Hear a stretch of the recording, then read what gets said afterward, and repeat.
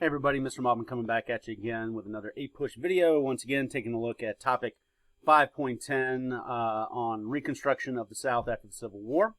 Now, previously we talked about how Republicans in Congress will take pretty dramatic steps to try to provide new opportunities for Black Americans that had been freed from slavery. We had seen the creation of the 14th Amendment. We've seen the creation of the 15th Amendment, Civil Rights Acts.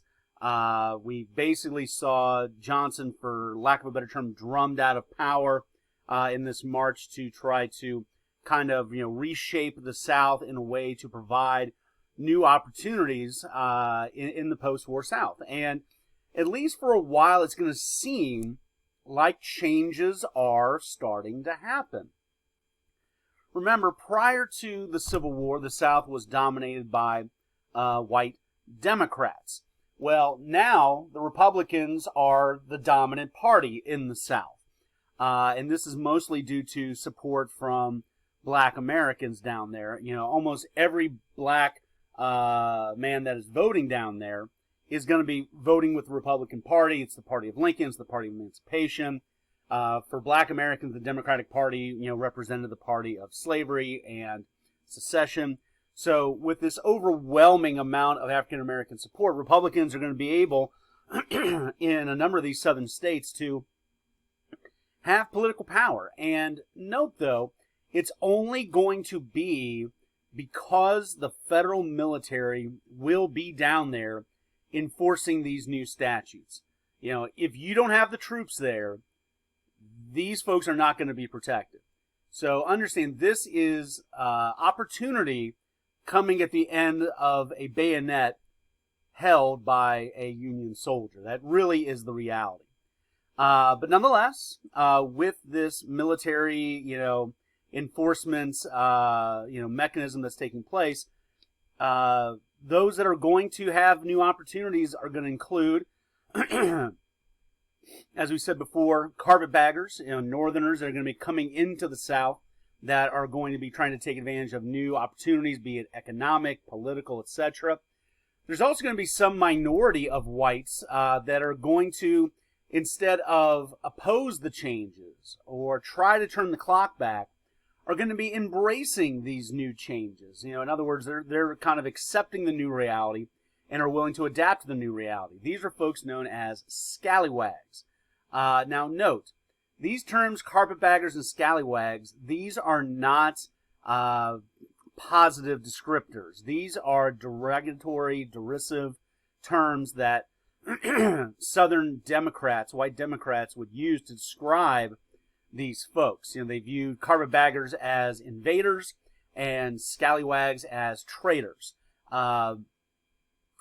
And note, the one thing that was in common was that these folks were Republicans, that the Republican Party was encouraging Northerners to move south and had been able to kind of convert politically some of the whites in the South. Not most, but some. But the backbone, once again, of the Republican Party in the South will be African Americans.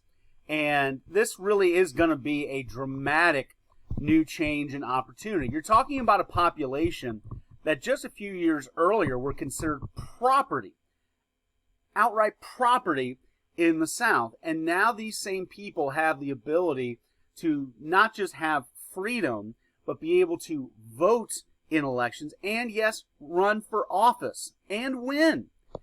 We are going to be seeing a number of southern states, particularly in large black populated states like Mississippi and Louisiana and South Carolina, beginning to elect a number of African Americans into power, especially at the state and local level. In fact, at one point in time, the South Carolina legislature will be a black majority institution. But beyond that, we're also going to see a handful of Black American men, pictured here, actually get elected to the U.S. Congress. Yes, Congress. Including, on the left, Hiram Revels. That's him right here on the left. The first black senator in American history. And from what state? Mississippi, of all places. So you are seeing something really dramatic happening in the South. You are seeing Black Americans, once again, gaining not just freedom, but actual citizenship protections, the ability to involve themselves in the political process, and winning.